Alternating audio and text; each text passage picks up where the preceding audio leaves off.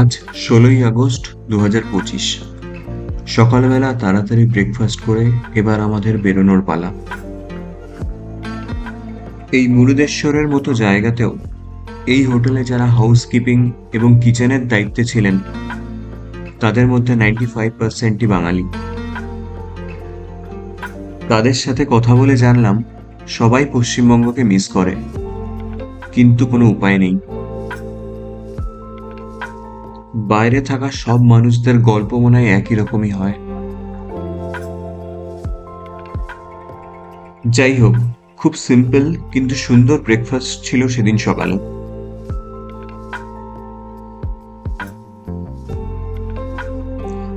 মুরুদেশ্বরকে বিদায় জানানোর আগে মুরুদেশ্বরের সমুদ্রের পাশে আরো বেশ খানিকক্ষণ সময় কাটালাম।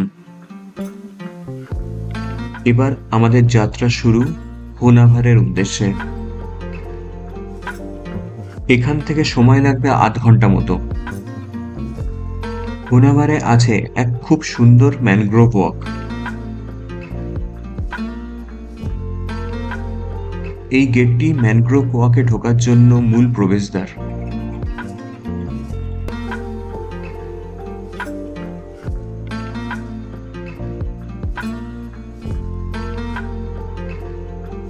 আর এই কাঁচা রাস্তায় ২০০-২৫০ মিটার মতো গেলেই ম্যানগ্রোভ ওয়াকের পার্কিং।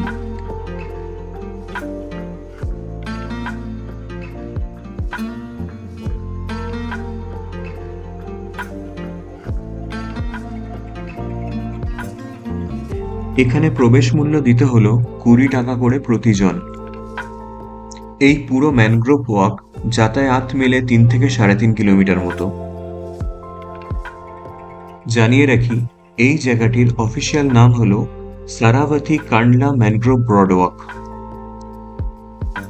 এটি সারাভাতি নদী এবং সমুদ্রের সঙ্গমস্থলে একটি ম্যানগ্রোভ জঙ্গলের মধ্যে বানানো। এখানে পৌঁছে সব থেকে আগে উপলব্ধি করলাম এখানকার নিস্তব্ধতাকে।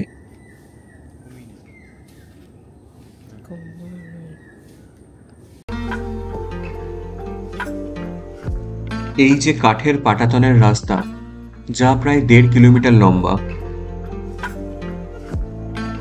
যা চলে গেছে ম্যানগ্রোভ জঙ্গলের মধ্যে দিয়ে।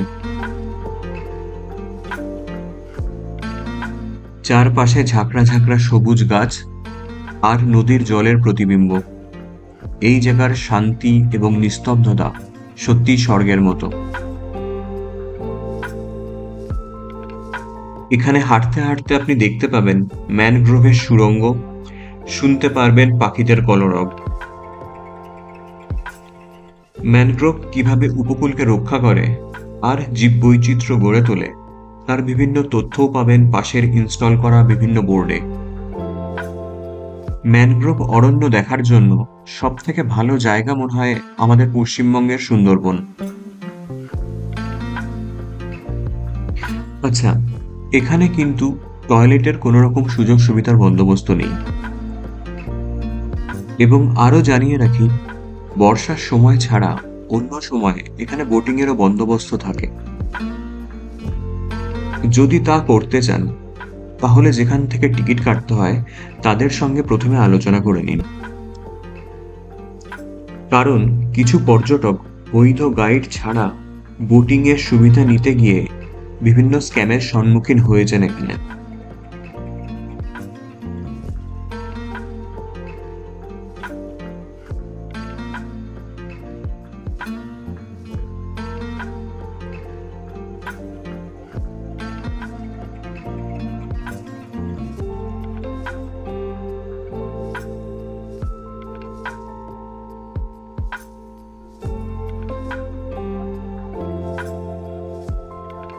বেশ কিছুক্ষণ হাঁটার পর কাঠের পাটাতন ছেড়ে এবার আমরা নিলাম মাটির রাস্তা, এবং চোখের সামনে ভেসে উঠল সারাভাতি নদীর ব্যাকওয়াটার।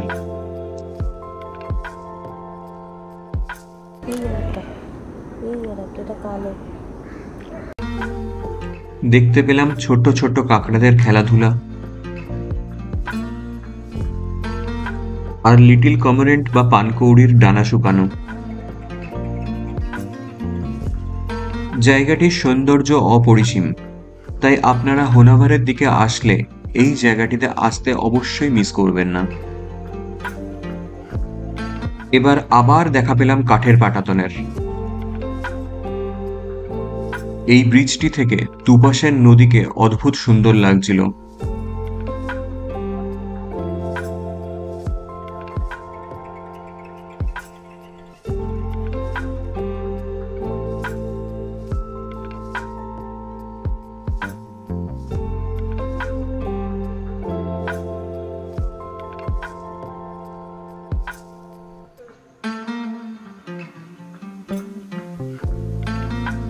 এই জায়গাটি এই ব্রডওয়াকের শেষ প্রান্ত। এরপর একটি সার্কেল টার্ন নিয়ে আপনাকে ফিরে যেতে হবে একই রাস্তায়। এই জায়গাটিতেই দেখতে পাবেন সব থেকে বড় বড় শ্বাসমূলগুলোকে। আর এখানেই দেখা পেলাম কিছু ইয়ং ছেলেদের, যারা এই শ্বাসমূলগুলির উপর উঠে নিজেদের ছবি বা ভিডিও তুলতে খুব ব্যস্ত ছিল। যথারীতি বারণ করা সত্ত্বেও কোনো ফল হয় না। আমরা মানুষরাই নিজেরাই প্রকৃতিকে ধ্বংস করতে উদ্যত হয়ে উঠি, তারপরে নিজেরাই প্রকৃতিকে দোষ দিই যে বন্যা বা খরা কেন হয়।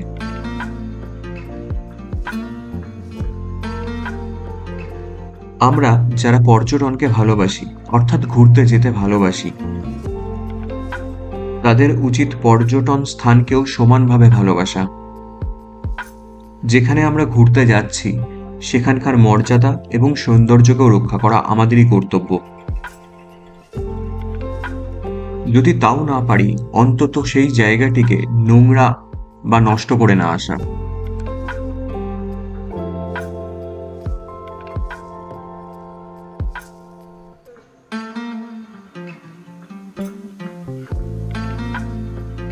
এবার এই সার্কেল রাউন্ড সম্পূর্ণ করে আমাদের ফেরার পথ ধরার পালা।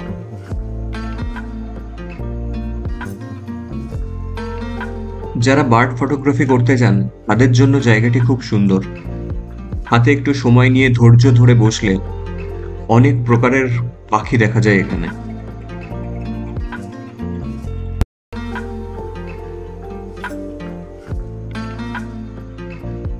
যারা সিনেম্যাটিক ভিডিওগ্রাফি করতে চান তারাও আসতে পারেন এই জায়গাটিতে।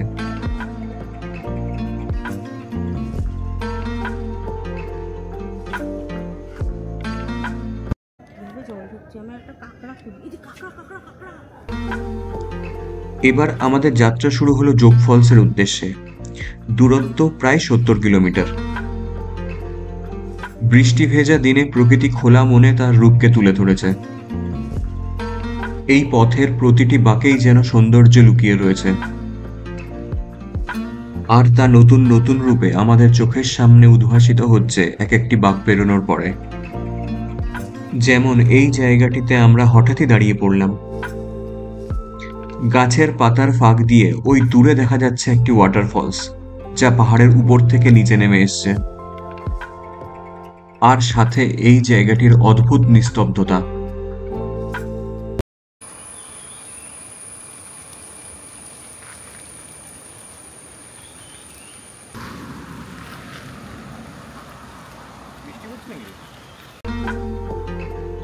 কিছু দূর চলার পর রাস্তা আমাদের আবার বাধ্য করলো দাঁড়াতে। এই জায়গাটির নাম শরাবতী ভ্যালি ভিউ পয়েন্ট। এখান থেকে শরাবতী নদী এবং তার ভ্যালিকে অদ্ভুত সুন্দর দেখায়।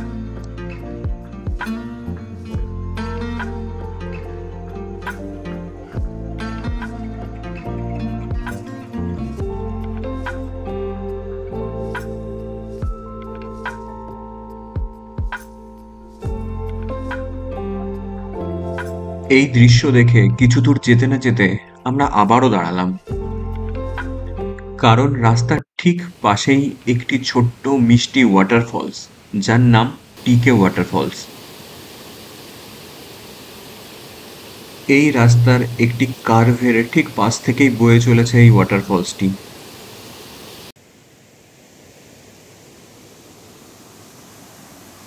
বর্ষার এই সবুজ জঙ্গলের মাঝে রাস্তার ঠিক পাশে তখন শুধুমাত্র আমরা আর এই ছোট্ট ফলসের জলের গর্জন।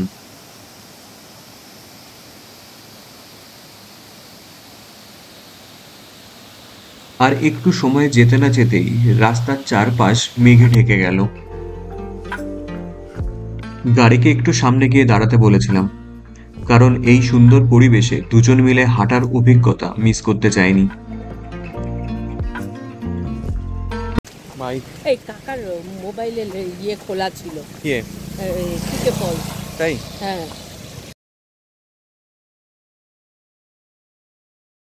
সরে আয়, সরে আয়, সরে আয়, সরে আয়, সরে আয়।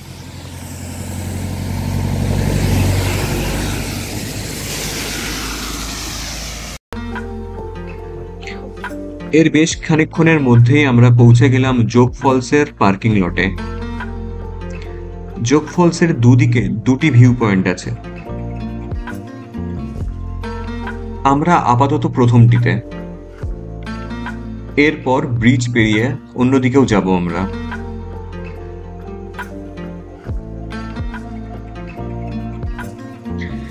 যদিও সেদিন প্রাথমিকভাবে একটু হতাশই হয়েছিলাম যোগ ফলসকে দেখে। এই দিকের ফলসগুলিতে জলের পরিমাণ ছিল বেশ কম, যদিও অন্য দিকের ভিউ পয়েন্টের ফলসগুলিতে জলের মাত্রা ছিল অনেকটাই বেশি।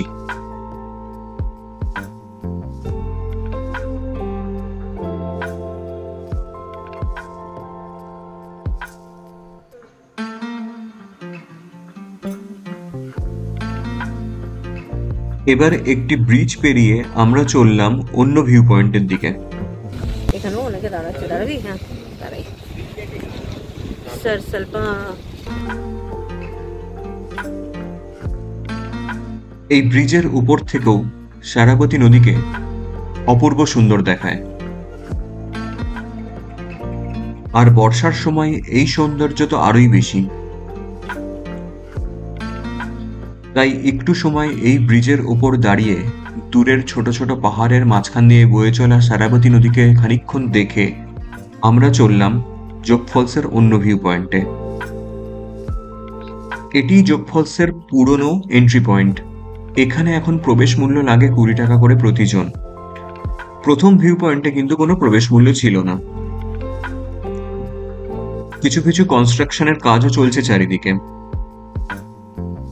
আরো জানিয়ে রাখি, একটি পরিষ্কার পরিচ্ছন্ন ওয়াশরুমেরও বন্দোবস্ত আছে এখানে। শারাবতী নদীর বুক চিরে 253 মিটার উচ্চতা থেকে নিচে পড়ছে এই জলপ্রপাত। এটি হলো ভারতের দ্বিতীয় সর্বোচ্চ প্লাঞ্জ ফলস। যথারীতি অন্যান্য ফলসগুলির মতোই বর্ষাকালেই এই ফলসের সৌন্দর্য সব থেকে বেশি। যোগ দিয়েও জানিয়ে রাখি, স্থানীয় লিঙ্গনামাক্কি ড্যামের জল ছাড়ার উপর ডিপেন্ড করে কত পরিমাণ জল আপনারা এই ফলস থেকে দেখতে পাবেন। সামনে যে 4টি অংশ থেকে জল নিচে পড়ছে, সেই 4টির নাম হলো রাজা, রানী, রোয়ার এবং রকেট। স্থানীয় মানুষেরাই এই নাম দিয়েছে। আগে এই ফলসের নিচ অব্দি নামার অনুমতি দেওয়া হতো, এখন আর দেওয়া হয় না। দারুণ না বল?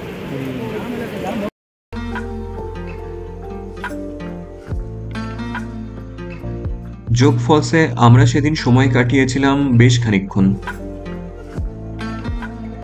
এবং তারপর কর্ণাটকের কোস্টাল রুটকে বিদায় জানিয়ে আমরা চললাম শিমোগার পথে। আগামীকাল অর্থাৎ 17 তারিখ এই শিমোগা থেকেই আমরা ট্রেনে করে ফিরে যাব ব্যাঙ্গালোরে। তাই ফিরে যাওয়ার আগে দু চোখ ভরে দেখতে থাকলাম এই প্রকৃতিকে। বারবার ফিরে আসার মতো জায়গা এই কোস্টাল কর্ণাটকের রুট। শুধু কিছু স্পেসিফিক দেখার জায়গা নয়, এখানকার কালচার, কুইজিন এবং মানুষজনকে জানতে আবার আমাদের ফিরে আসতেই হবে কোস্টাল কর্ণাটকে। শিমোগা শহরে ঢোকার ঠিক আগে আমরা আমাদের লাঞ্চটাও সেরে নিলাম সেদিনের। স্থানীয় ম্যাঙ্গালোর লাল রঙের বয়েলড রাইস, সাথে প্রন ঘি রোস্ট এবং মাছ ভাজা, সঙ্গে ফিশ কারি, এই ছিল সেদিনের লাঞ্চে।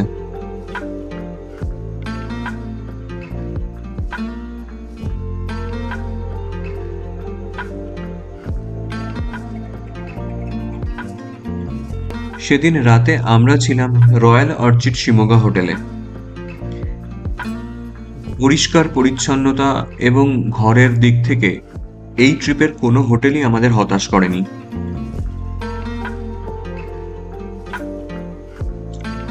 যথারীতি এই হোটেলেও সমস্ত রকম অ্যামেনিটিস সঙ্গে পরিষ্কার পরিচ্ছন্ন ঘর এবং বাথরুম পেয়েছিলাম আমরা।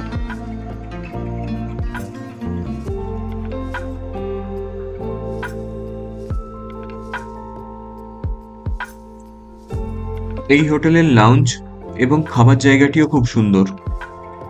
সন্ধ্যাবেলা বেরিয়ে হোটেলের বাইরে একটু পায়ে হেঁটে ঘুরলাম। বাস স্ট্যান্ডের খুব কাছেই এবং রেলওয়ে স্টেশন থেকে 2.5 কিলোমিটার দূরে এই হোটেলটি, তাই যাতায়াতের ক্ষেত্রেও এই হোটেলটিতে থাকা খুবই সুবিধাজনক।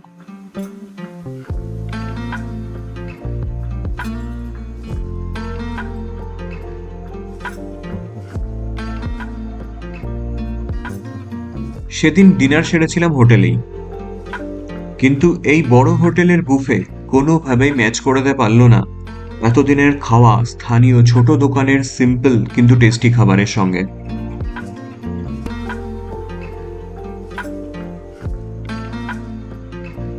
ভোর 5:15 ট্রেন ছিল, তাই সকাল 4:30-র মধ্যেই আমরা বেরিয়ে পড়েছিলাম স্টেশনের উদ্দেশ্যে। অত সকালে অটো পেতে একটু অসুবিধা হয়েছিল ঠিকই, কিন্তু এই হোটেলের যিনি সিকিউরিটি ইনচার্জ ছিলেন আমাদের খুব হেল্প করেছিলেন অটো পেতে। I don't know.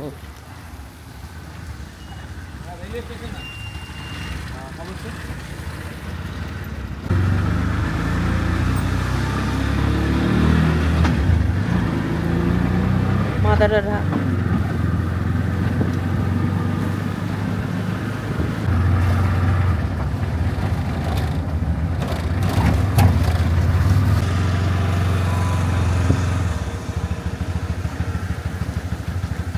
একটা ট্রেন।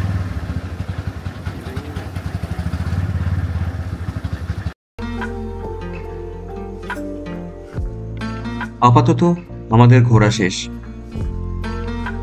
কিন্তু নিজেদের চাকরি বাকরি সামলে আবার খুব তাড়াতাড়ি হয়তো কোথাও বেরিয়ে পড়ব। হতে পারে খুব কাছাকাছি ব্যাঙ্গালোর থেকে, বা হতে পারে দূরে কোথাও, কিন্তু বেশি দিন ব্যাঙ্গালোরের বদ্ধ পরিবেশে আমরা থাকতে পারবো না। আবারও জানিয়ে রাখি, সাবস্ক্রাইবার্স বা ভিউজের জন্য কিন্তু এই ভিডিও বানানো না। কোনো এক সময় হয়তো আমরা যখন আর বেড়াতে যেতে পারবো না, তখন নিজেদের এই বেড়ানোর গল্পগুলোই ফিরে ফিরে দেখব। সেই উদ্দেশ্যেই মূলত এই ভিডিওগুলি বানানো। ট্রেনের ঘুম ভেঙেছে, নিঃশ্বাস নিয়েছে ট্রেন।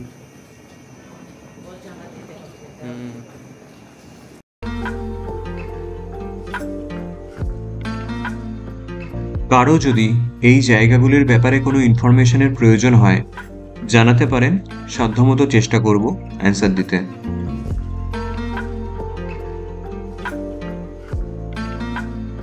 এই ভিডিওগুলি দেখার জন্য অনেক ধন্যবাদ। Thanks for your time.